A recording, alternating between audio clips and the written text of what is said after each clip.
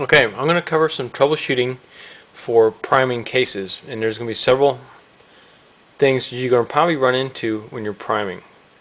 The first thing you're going to probably run into is this. You're going to probably end up seating at least once primer in backwards, a primer not fully seated, and I don't have an example of one, but a primer that you try to seat sideways. Now all these things are easily solved, but the one thing you're definitely going to need when you're priming, you should never reload without them, are these safety glasses. If a primer detonates and your eyes are close enough to the press or to the primer when it detonates, you may lose your vision.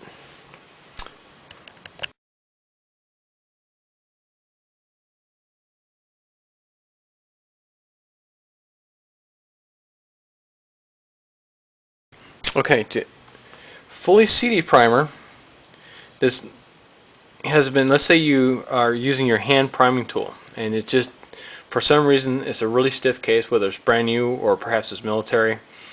You should still be able to get it into the shell holder. If you've tried to seat it and you can't remove it from the shell holder, then you kind of have a problem. But it's really not that bad. Just take your shell holder out and put it into the press. You can use your the RAM seating system, which is in your press right here.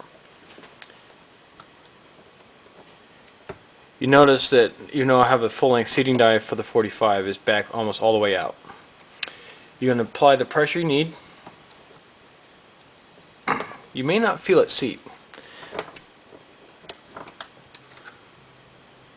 but it does.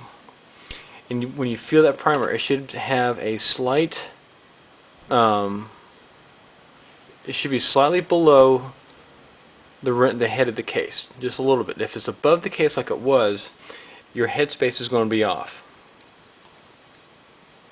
Now for the inverted primer. This is dangerous, or potentially dangerous. Anything to do with primers can be dangerous. And you just need to be aware of some of the pitfalls involved in that. Now you're going to use your full-length resizing die. If the primer goes off in here, it's going to shoot. The flame's going to go straight down, but you still don't want to take any chances.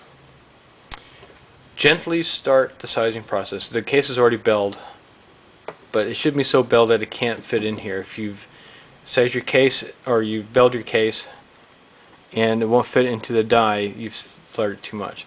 Alright, make sure there's a little cup right here. That's to catch your fired primers. You want to make sure this is empty. You don't want to be sifting through 50 primers to try to find a live one. And what I do is I cut my hand over here. You want to do this slow. I just now feel the press touching the primer. I'm going to press down slightly, real slow, and let the primer out. And I'm going to just go ahead and go through the full-length resizing operation. I'm going to show you why this is dangerous. I'm going to take a close-up of this because even though the primer did not go off, you still have a very tiny little dent in it.